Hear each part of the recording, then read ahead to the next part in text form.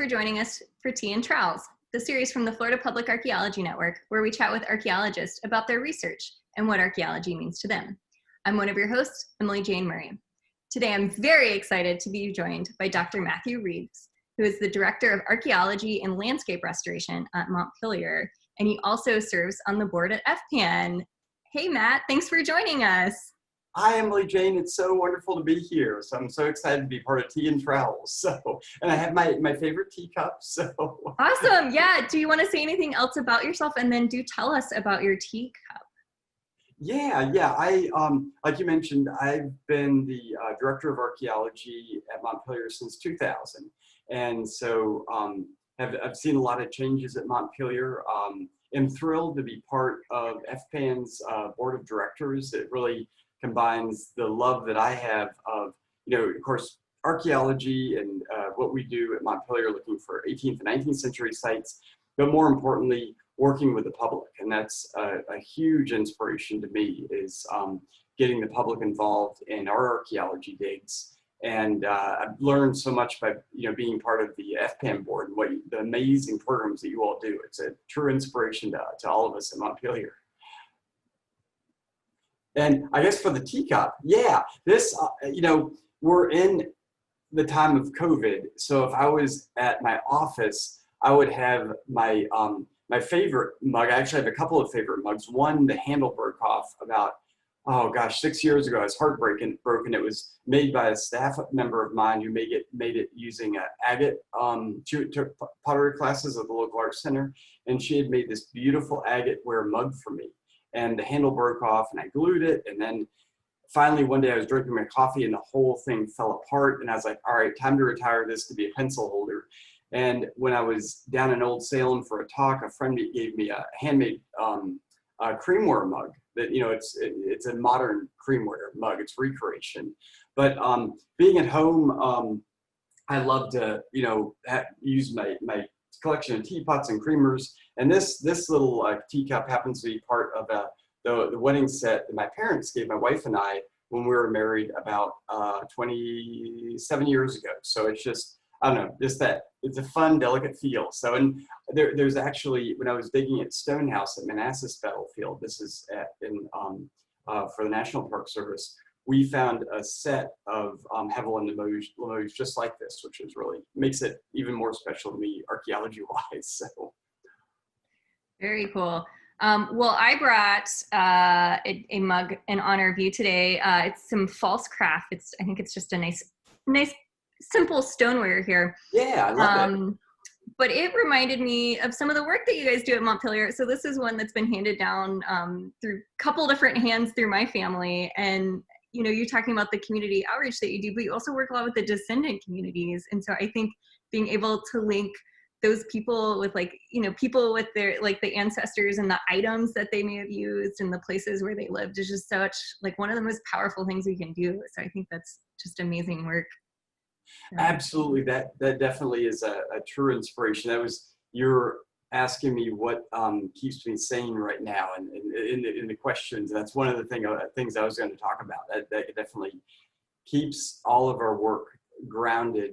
You're working with the descendant community in terms of making it relevant to the people who really have the most connection to the land and is their ancestral home.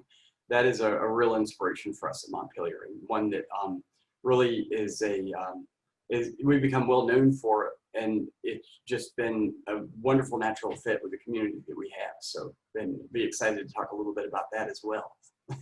Awesome. Well, we'll get going with our questions. What made you want to be an archaeologist? Oh my goodness! And I should have, since I'm home, I could have grabbed this. It was an arrowhead. It was a broad spear point that I found when I was about, it was 1977, so I was 9 years old, and we were living in North Carolina.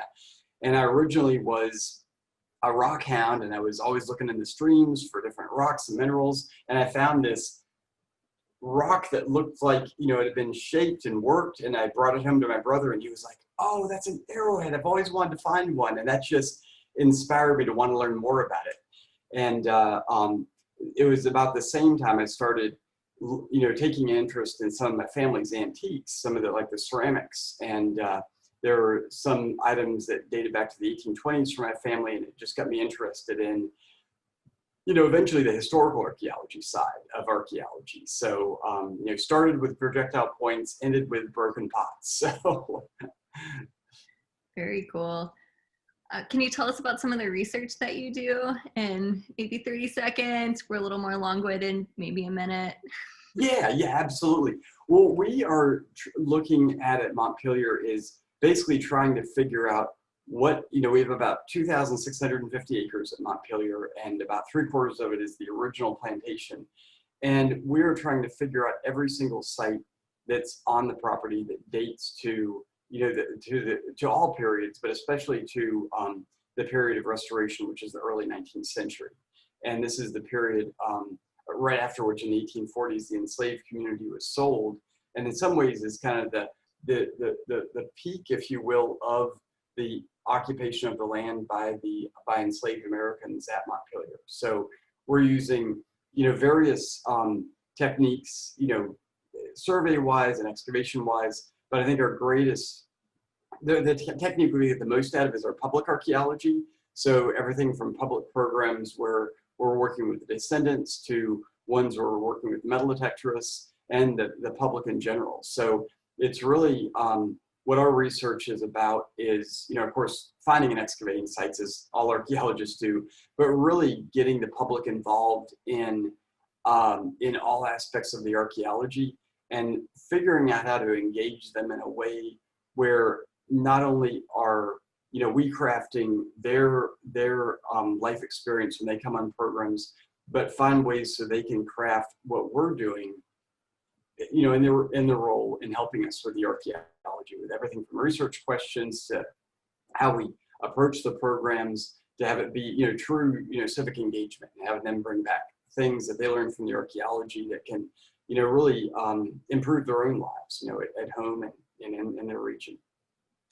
I mean, you say, folks are like, oh, FPN and all the great things you're talking about, all the great things we do. You guys do such amazing work at Montpelier. I think, you're definitely one of the beacons in public archaeology. And oh, thank you, Emily Jane. That means so much, you saying that. It really does. So I mean, I talk about archaeology, with any random people, and a lot of it's like, oh, Montpelier, like folks know that's like the public field schools you do, and just the experience that people can have, to get involved with archaeology. There's just, really outstanding.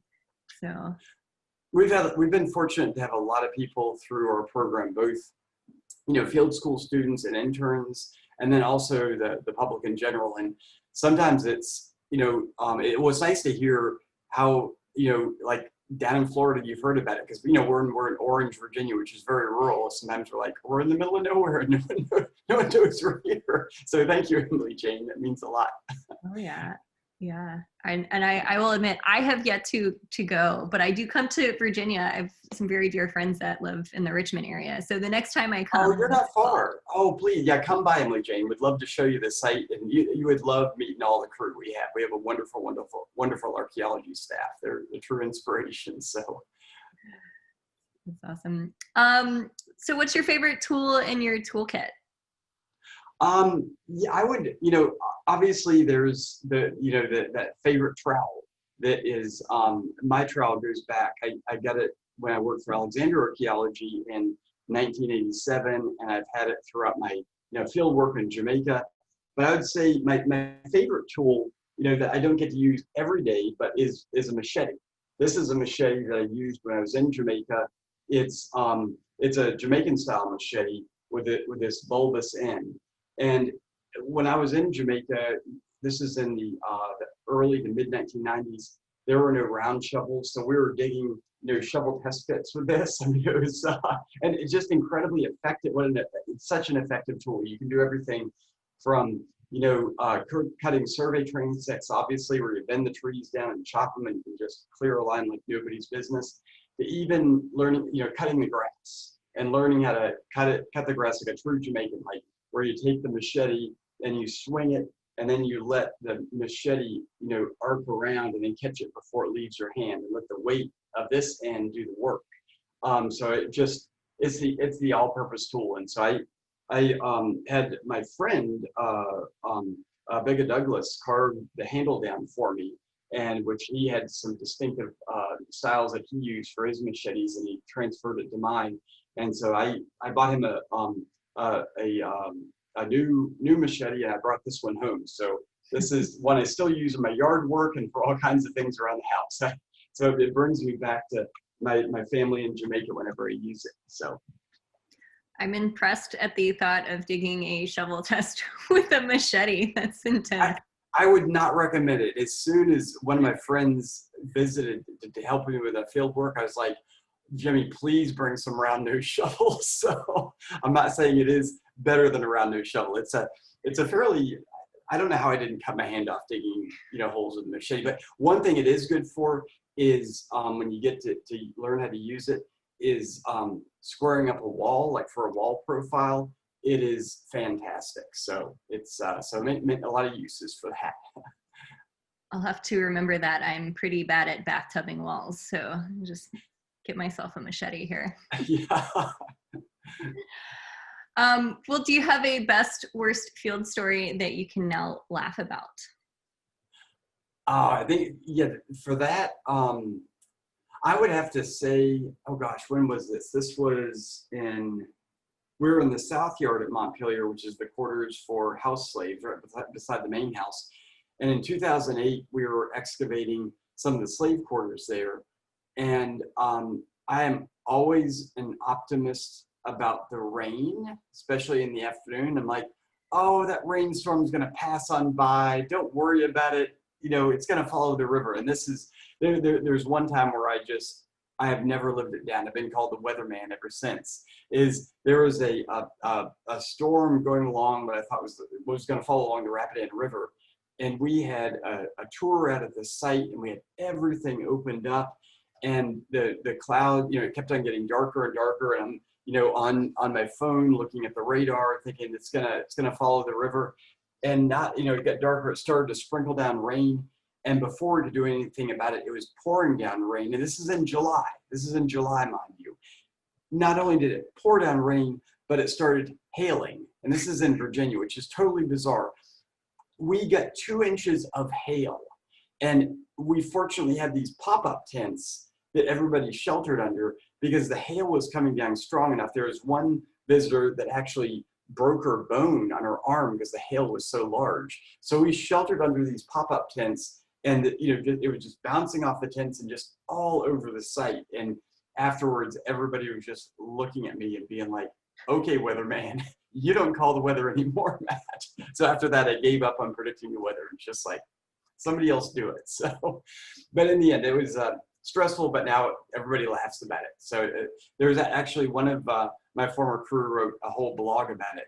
All hail Montpelier. So it's somewhere on the interwebs in archives. So I think in Florida, you would just always be wrong because you can just set your clock by, oh, it's 3 o'clock, it will rain. And then by 3:30, it will not be raining anymore. So we definitely have convenient.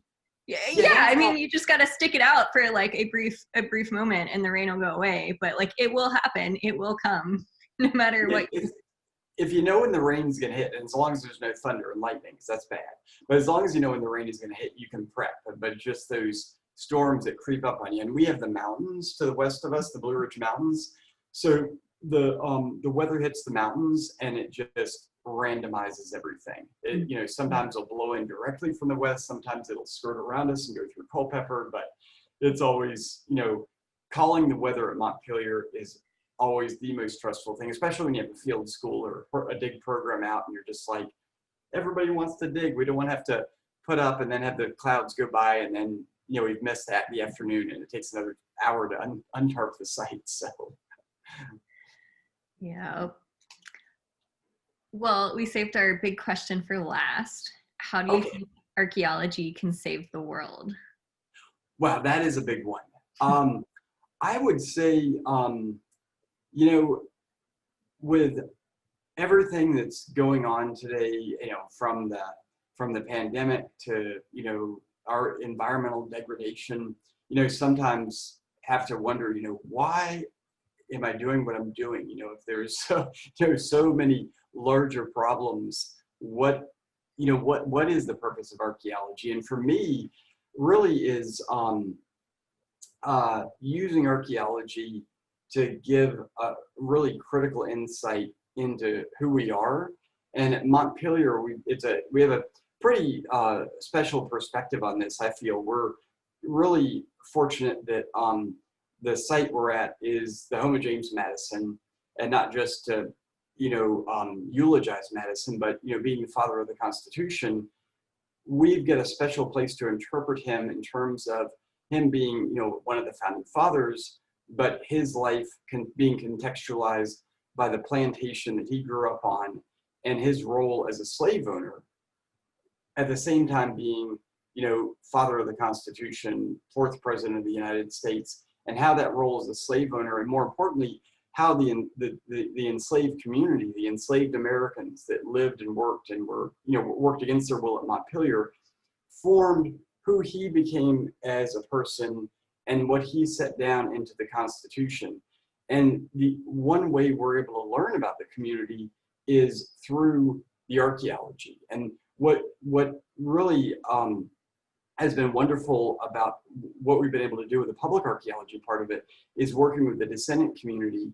They have really taken an active role in helping us design our research questions and focus in a way so that we become, our philosophy is to more and more aspire to be more of a service organization in which we serve the needs of the descendant community and bring to bear questions and formulate ideas that are relevant to the descendant community, because in so many ways that bears a relevance to American history as a whole, and it brings in a much larger audience and relevance to the history we're looking at through archaeology to a much broader set of people.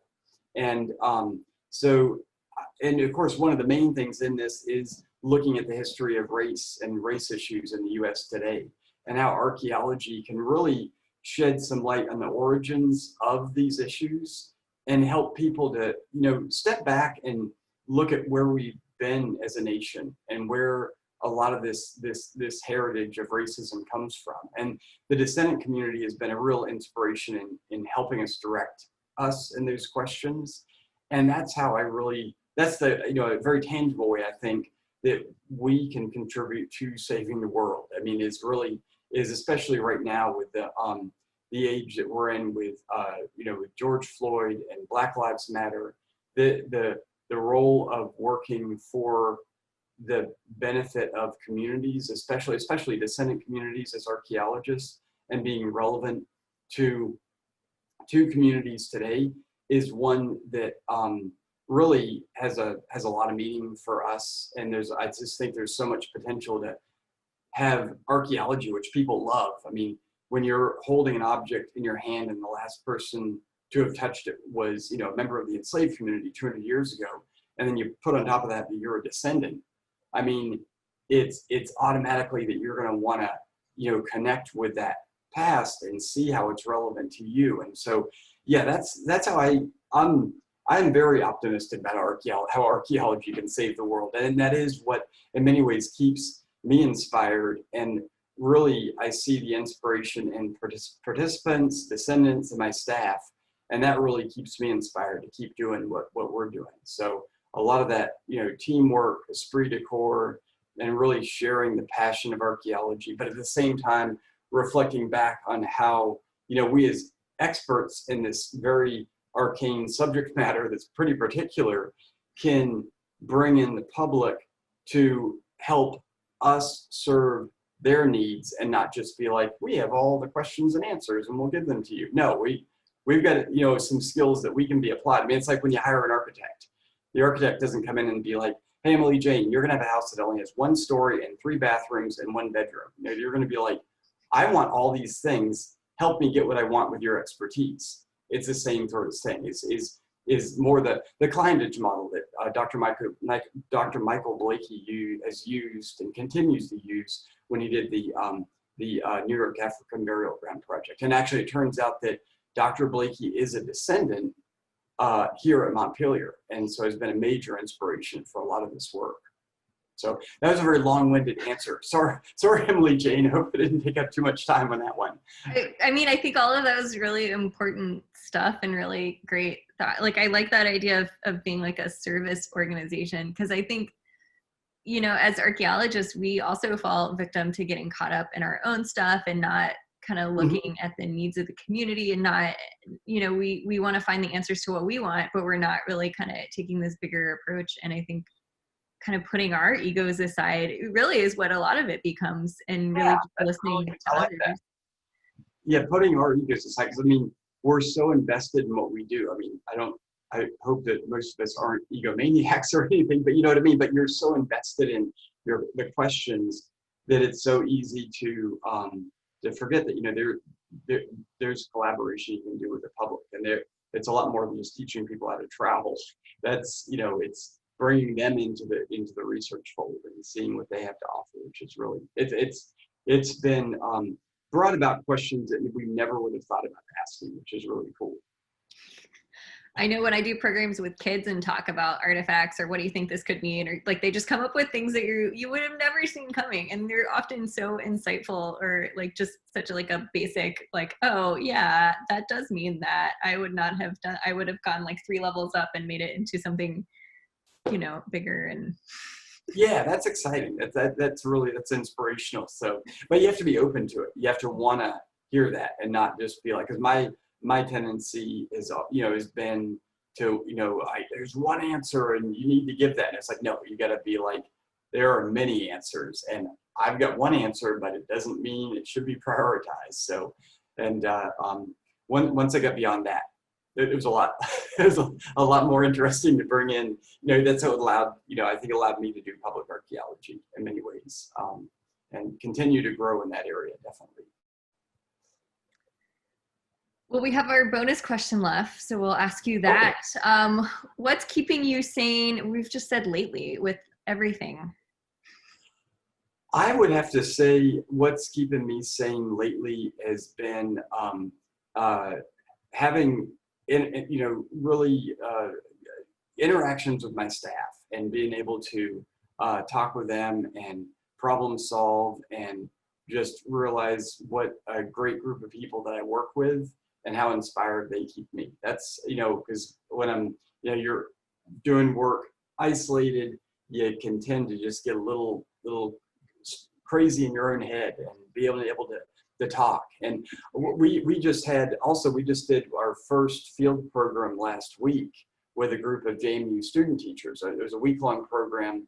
It was a really big experiment in terms of how to do field work under COVID, and having a really strict COVID policy with distancing and no touch, no common touch areas, like, you know, because, you know, handling artifacts, showing off an artifact, it just can't happen anymore. It's got to find different ways. So that really gave me hope that there's a way that we can move forward in this time of COVID and still, you know, not get back to normal, because I don't think we're ever going to do that, but just, you know, find new ways to keep doing what we're doing and keep people inspired. So we actually have 3 programs that we have scheduled this fall, and we're, you know, we're hybridizing the programs with having, you know, Zoom lectures. Everything happens outdoors. I think what's going to be a challenge is if we have a week where it rains the entire time. I don't know what we're going to do, but we'll find something. So, but yeah, and doing this, you know, with you know, the archaeology department and crew there has been great. I was gonna say, oddly enough, I know, like, you would think coworkers wouldn't make or break working at home, but they really do. Like, yeah, you have people you can connect with, or we just send like dumb pictures of our animals doing cute things. Oh, that's awesome. You have plenty of opportunity to do that. So yeah, my cat back there, that's her permanent, I don't know if you can see her, that's her permanent position. She's not a stuffed cat. That's a real cat. She just doesn't move. So not very entertaining. Other colleagues, the cats are climbing the curtains and running across the shelves. So Yeah, my cat just wants to be on the laptop. I think it's like warm, and that's where my attention is. So she's like, right Oh there, yeah, where I need to that's be. double warmth and what Mama's doing. So it's like, what's in that? I wanna be there. I need that. I need those fingers. So Well, thanks for joining us today and chatting, and thanks to everyone who is watching at home. Cheers. yeah, thank you, Emily Jane. Thank you for having me. It's wonderful talking with you. So.